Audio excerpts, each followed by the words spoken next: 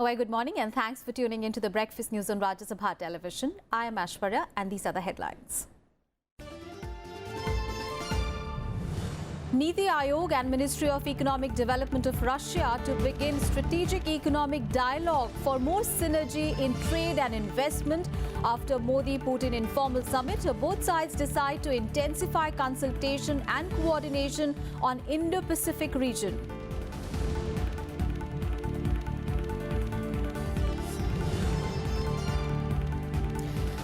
Congress admits to resentment within over decision to ally with the JDS in Karnataka. Party says H.D. Kumaraswamy has assured to work to settle issues at the earliest. Decision on Deputy Chief Minister's post likely today.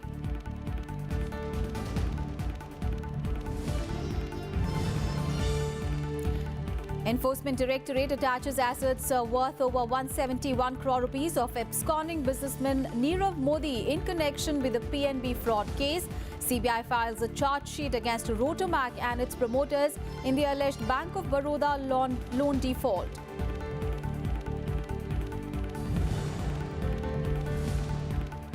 The US seeks support from India and other countries to put pressure on Iran to give up its nuclear weapons program. US Secretary of State threatens Iran with the strongest sanctions in history if it does not comply.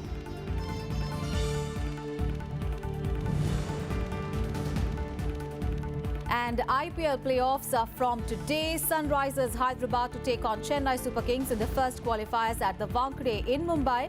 Winning team directly enters final to be played on 27th of May.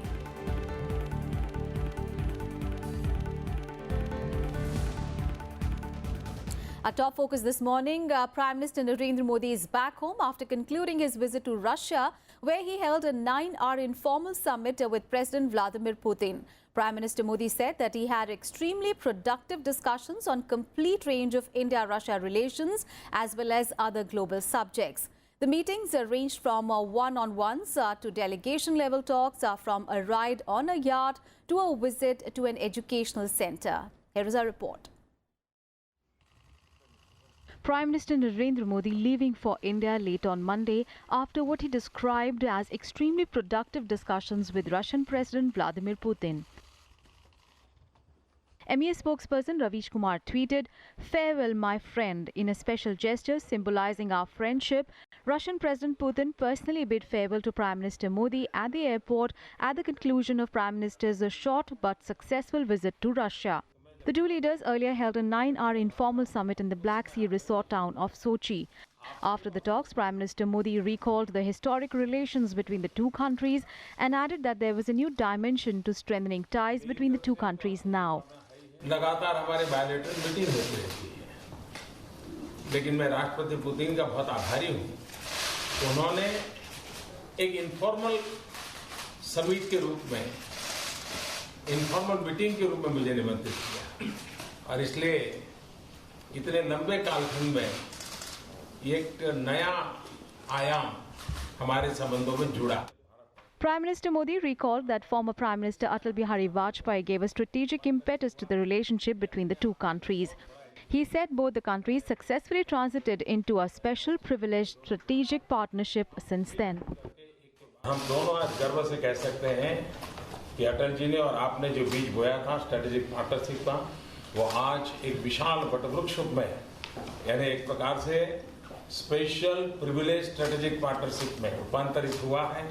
ये अपने आप में एक बहुत बड़ा achievement है। Russian President Vladimir Putin thanked Modi for accepting his invitation to come to Sochi and said that the visit would give fresh impetus to the bilateral ties. Mentioning that the trade between the two countries is increasing fast, he said both the countries are supporting one another on international fora. The relationship between Russia and India needs no special introduction. It has very deep roots. За последнее время нам удалось придать и дополнительный импульс. Of late, we have been able to provide it with an additional input. Both the leaders deliberated in detail on the issues of mutual, regional and global importance. MEA spokesperson Ravish Kumar shared on Twitter the pictures of the two leaders meeting, saying that the relationship was characterized by deep trust, mutual respect and immense goodwill. MEA said the two leaders agreed to institute a strategic economic dialogue between Niti Aayog of India and the Ministry of Economic Development of the Russian Federation to identify greater synergy in trade and investment. The two leaders also reiterated the significance of long-standing partnership in the military, security and nuclear energy fields. Modi and Putin expressed concern over terrorism and radicalization and their determination to combat terrorism in all its forms. Countries agreed that as major countries they had responsibility for global peace and stability to be maintained, and both leaders agreed that this kind of format of an informal summit is a good additional level of exchanges between them. Prime Minister has of course invited President Putin to visit India in the second half of the year for the annual summit, and he looks forward to receiving President Putin in India. PM Modi tweeted the glimpses of his day-long visit to Russia. He wrote, "Extremely productive discussions with President Putin. We reviewed the complete range of India-Russia relations as well as other global subjects. Friendship between India and Russia has stood the test of time. Our ties will continue to scale newer heights in the coming years." Both the leaders will also meet at the SEO summit in China and the BRICS summit in South Africa, besides having a formal summit later this year. With Akhilesh Suman, Bureau Report, Rajya Sabha TV. In fact, my colleague Akhilesh Suman is now joining us on the phone line for more details. Akhilesh, speaking about the takeaways of this meeting that we saw in Sochi, we understand that Russia and India will form a special mechanism for economic cooperation, for greater synergy. A dialogue mechanism of Niti Aayog and the Russian Ministry of Economic Development will be instituted. So give us some more details on how this coordination and synergy will happen in trade and investment. Yeah, actually, Aishwarya, this is a very old concern between the two countries, that how India and Russia can transcend just the boundaries of defense cooperation and nuclear cooperation. There might be a lot more things to cooperate between the two countries, and this has to be identified properly. Russia has made its own domestic plan, and President Putin will be there for 6 more years as president. And Prime Minister Nirav Modi's interaction with him, I think, has really underlined that more prospects in other fields should be identified. And I think that in this view, a special mechanism has been created, because that there are more of earlier we have lots of Indian exports to Russia, and Russia is opening many of its small industries field and also agriculture field for foreign countries. And given the fact that India has been very close partner and trusted partner of Russia, the opportunities might be tapped by India, and I think President Putin has offered Prime Minister to tap this energy, and that is why this special mechanism has been formed. And you know that the way India and Russia has asserted in the informal summit, I think it's a big message to the whole world, including US President Donald Trump, that the sanctions tactics would not work on the relationship between India and Russia. You might be having your own concerns, your own issues with Russia, but India and Russia have their own affinities and own affiliations, and India is not going to compromise on that count. So this is very specific message when you see about the economic cooperation mechanism, because by putting sanctions, you virtually want to cripple one country. And this was a reiteration from both India and Russia, especially from the Indian side, that no, we are going on economic cooperation, and we will extend the scope of economic cooperation. So I think this is a very subtle message to President Donald Trump of the USA. That's what I am. And Akhilesh, if we talk about the Indo-Pacific region, this region is of huge importance to India. And in fact, there have been, we've been speaking to other countries as well on how to coordinate, especially in the Indo-Pacific region. And yesterday during the talks, it was also decided that India and Russia will also intensify consultation and coordination on the Indo-Pacific region. So give us more details on that. Right. This is one of the major issues that's coming in the whole world as confrontation probable area. You know that Indo-Pacific region is the whole region where Chinese are trying to put their naval bases many a point. And even Australia, India and Japan are also interested in joining hands in this region so that monopoly should not be created. And this was leading to certain scope of confrontation between China and other countries, especially India. You know that India is one of the major players in the Indo-Pacific region, and Chinese are trying to undermine this whole influence zone. So I think President Putin was concerned about this issue, and then that is why they talked very eloquently and in very detail that how the situation of confrontation should not come. And you know that after South China Sea, China is trying to expand its influence in other regions, right from right up to Djibouti area, in the whole African area. So it's a vast area, Yes. and that should be taken care. And if it is not taken care, it will be a big area of concern for all the world. And that is why I think President Putin and Prime Minister Nirav Modi has talked that we should have regular consultation and coordination about this area, what is happening in this area, because Yes. the whole world is feeling concerned not only about South China Sea but also about monopoly creation, and that is Yes. why every country in this region is trying to balance it with India, because it should not be one country affair. Yes. And I think President Putin and Prime Minister Nirav Modi has gone in the direction so that peace can be established without any confrontation. Right. Thank you so much, Akhilesh, for all those details on the takeaways from Modi-Putin informal summit. Thank you so much. And now on to developments from Karnataka. H.D. Kumaraswamy, leader of the JDS Congress Alliance, will take oath as Karnataka Chief Minister tomorrow. The ceremony, which is likely to be attended by many opposition party leaders, including SP, BSP, Trinamool, Aam Aadmi Party and TRS, will take place at 4:30 p.m. on the steps of the State Assembly. Congress President Rahul Gandhi will also be present at the ceremony. However, there is no final word yet on the allotment of portfolios in a Kumaraswamy cabinet. Kumaraswamy met UPA Chairperson Sonia Gandhi and Rahul Gandhi in New Delhi on Monday. And according to PTI, while Congress party is in favour of 2 deputy chief ministers, the JDS is believed to be not in support of this proposal. Both the parties are now expected to take a final decision on the issue today.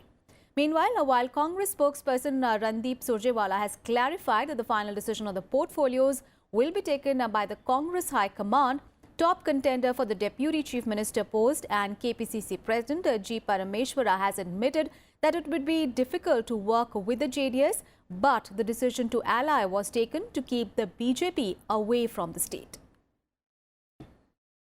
Rahul ji cleared what are all the modalities to be done. He has given permission to Karnataka in-charge secretary Venugopal ji to discuss all those matters and finalize everything. Tomorrow our local Congress leaders and Venugopal ji will sit and we finalize everything. कौन उप मुख्यमंत्री होगा, कौन speaker होगा, कौन मंत्री होगा, इसका निर्णय कांग्रेस अध्यक्ष पर छोड़ दिया गया है।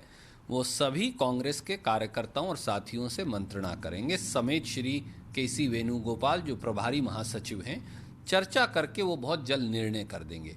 हमारे लिए ये केवल मंत्री, उप मुख्यमंत्री या स्पीकर बनाने की लड़ाई नहीं, हमारे लिए ये कर्नाटक के विकास और प्रगति को और ज्यादा गति जो 5 साल में कांग्रेस ने दी उसे आगे लेकर जाने की है। Meanwhile, BJP President Amit Shah called the JDS Congress government a betrayal of the people's mandate in Karnataka. He said that it was an unholy alliance as both the parties fought the election against each other. He also questioned the fate of such an alliance. Shah also mocked the Congress party for celebrating in Karnataka, saying that the party had found a new way of discovering a victory in its defeat. Congress को बताना चाहिए इस देश की जनता को कि वो किस बात का जश्न मना रहे हैं। उनकी सीटें पहले थी 122, उसमें से 78 सीटें हो गई। इस बात का जश्न मना रहे हैं। उनके आधे से ज्यादा मिनिस्टर हार गए, उसका जश्न बना रहे हैं। उनके मुख्यमंत्री हार गए, उसका जश्न बना रहे हैं। चुनाव के पहले उनके पास 3 मुख्यमंत्री थे, अब 2 हो गए, इसका जश्न बनाते हैं। या पीपीपी हो जाने का जश्न बना रहे हैं। सिर्फ पंजाब, पांडिचेरी और परिवार में कांग्रेस बचकर रह गए, इसका जश्न बना रहे हैं। And Amit Shah also defended his party for sticking to form a government in Karnataka despite lacking majority, saying that the people's mandate was against the Congress and being the largest party with only 8 seats short of the required support of 112 MLAs, the BJP had to go with the popular verdict. पूर्ण बहुमत किसी के पास नहीं है, तो क्या फिर से चुनाव कराया जाए? पूर्ण बहुमत न होने की स्थिति में सबसे पहला अधिकार किसी एक दल का अगर सरकार बनाने का बनता है तो सबसे बड़े दल में के रूप में जो उभरे हैं वो पार्टी का बनता है, जो कि भारतीय जनता पार्टी का है। और अगर हम सरकार बनाने का दावा न करते तो कर्नाटक की जनता के मैंडेट के खिलाफ का काम होता, कर्नाटक की जनता के मैंडेट के अनुरूप काम नहीं होता। Meanwhile, reacting to Amit Shah's comments, Congress leader Anand Sharma alleged that the BJP president has no respect for the constitution. He accused the BJP of resorting to unethical means to try and form the government in Karnataka. He called the BJP a party of experts in stealing and poaching MLAs. कौन से जनादेश का जिक्र उन्होंने किया? अमित शाह जी ने कहा कि कांग्रेस के खिलाफ जनादेश था। कांग्रेस की सीट कम आई, हम सत्ता से अलग हट गए, पर जनादेश गठबंधन के लिए था। मतदाता तय करता है। कांग्रेस और जेडीएस पहले भी एक साथ रह चुके हैं। On to the other top story of the day. The Enforcement Directorate on Monday took fresh action against absconding businessman Nirav Modi. The ED attached assets worth over 170 crore rupees of Nirav Modi in connection with its money laundering probe in the multi-crore rupees PNB fraud case. The Central Probe Agency issued a provisional order under the Prevention of Money Laundering Act, attaching a number of bank accounts, immovable assets and shared investments of Nirav Modi, his associates and business-linked firms. Last week, the agency had seized over 34,000 pieces of jewellery worth 85 crore rupees from the Gitanjali Group, owned by Nirav Modi's uncle and jeweller Mehul Choksi, who is also wanted in the case.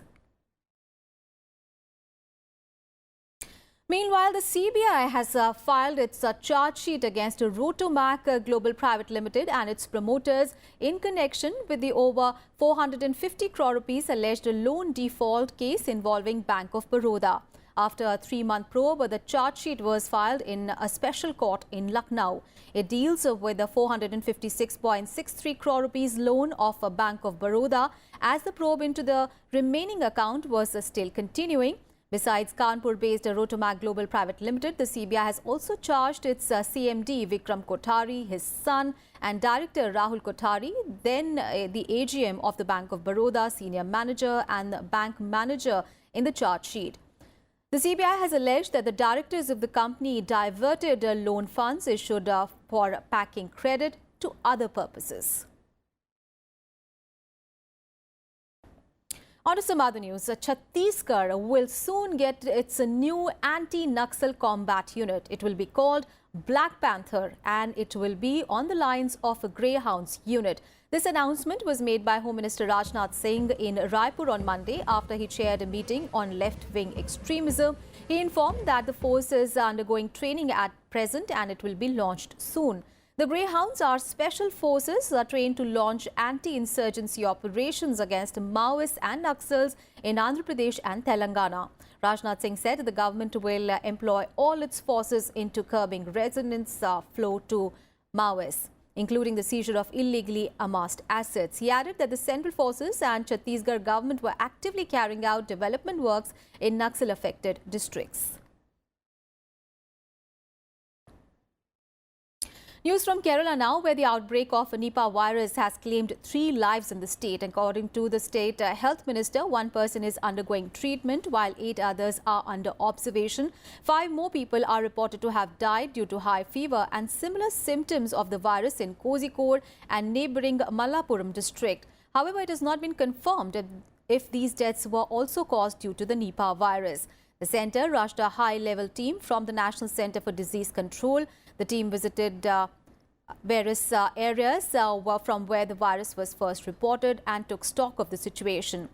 Kerala Chief Minister Pinarayi Vijayan said that the government was handling the issue with utmost seriousness. He assured that the health department is taking all possible steps to ensure that the virus does not spread and no more lives are lost. And following the deaths in Kerala, Tamil Nadu government has also decided to step up a fever surveillance, including in border areas.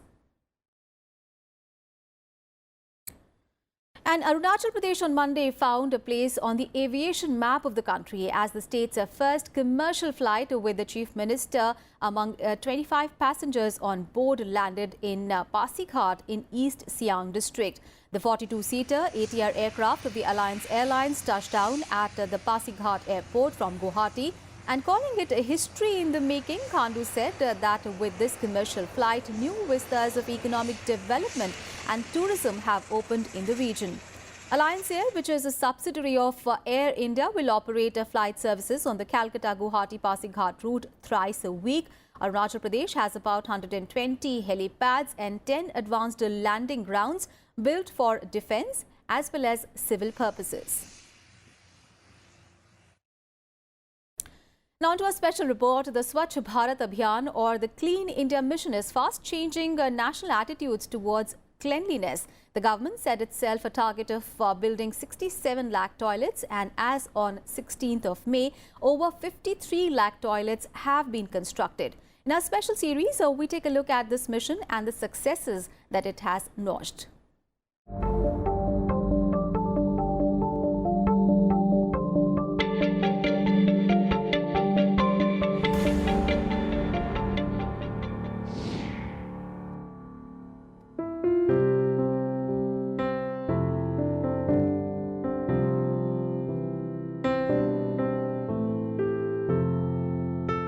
Kalavati and Bubbly are close friends. They live in Munka village in Delhi.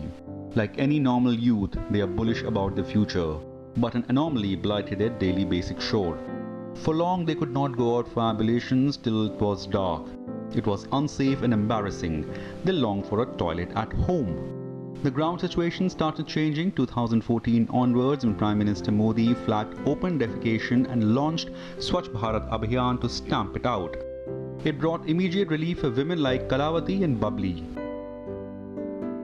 पहले बाहर जाते थे, अब तो हम लोग अंदर बना रखे हैं। अब उसमें है कि अपने जब टाइम मिलता है तभी चले जाते हैं।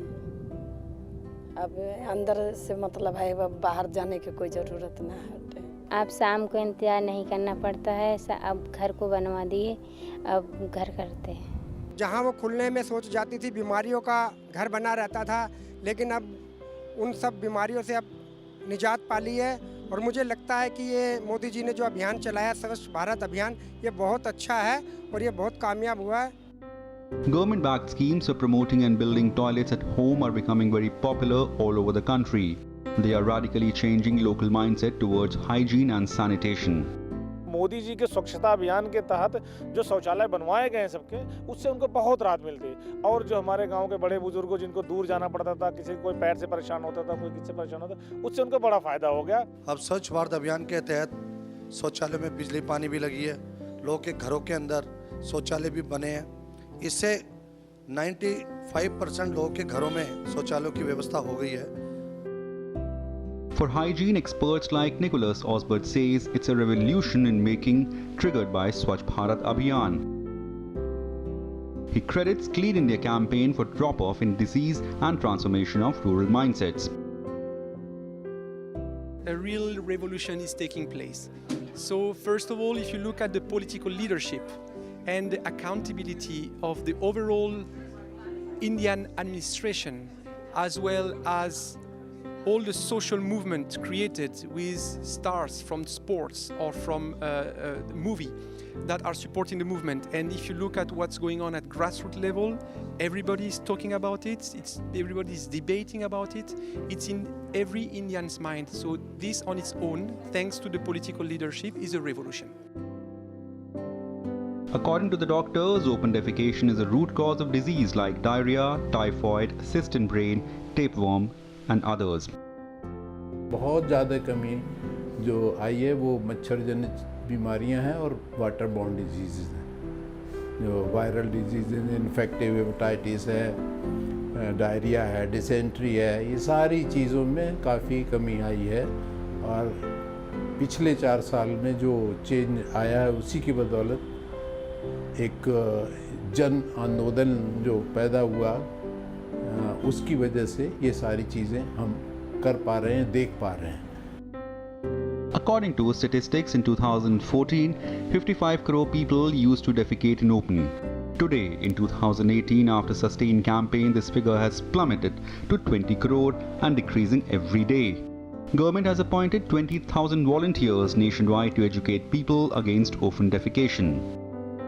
ओवरऑल प्रोग्रेस काफ़ी अच्छी हुई है, जिससे कि कवरेज जो 39% था जब हम लोगों ने इस प्रोग्राम को शुरू किया था, इस समय 80% से ऊपर है। तो ओवरऑल ODF की प्रगति पूरे देश भर में काफ़ी अच्छी है। करीब 20,000 जो हमारे टॉप स्वच्छाग्रही हैं, उनको एक जगह पे इकट्ठा करें और इससे गांधी जी का जो सेंटेनरी सेलिब्रेशंस है सत्याग्रह का, हम उनको वहीं पे ले चलें। There is still a segment of people out there who resist building toilets at home due to century-old legacy and habits. They prefer status quo. But the ongoing campaign is now successfully chipping away such ossified mindsets and making them realize the fruits of change. Swachh Bharat Abhiyan is making Indians more responsible towards their surroundings. And the largest beneficiaries are women. The confidence quotient has gone up by several notches. Meanwhile, Swachh Bharat Mission plans to make India 100% open defecation free by October 2nd, 2019. Mohammad Fateh Tipu's report for Rajya Sabha TV.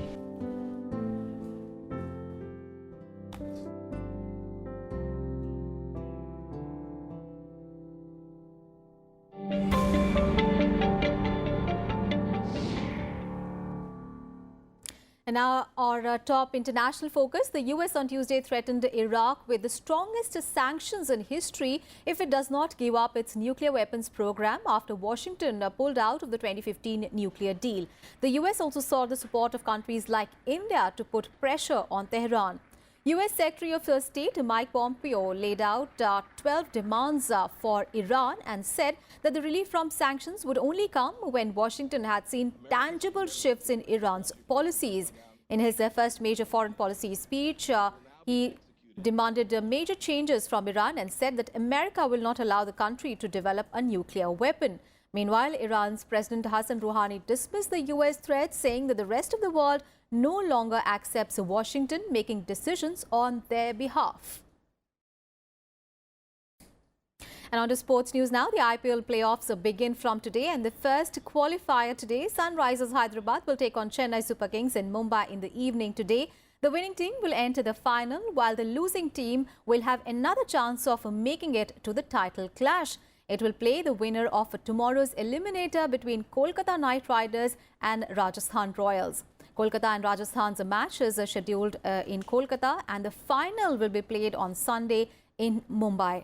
Last night, in the final league game of the season, Chennai Super Kings defeated Kings 11 Punjab by 5 wickets in Pune.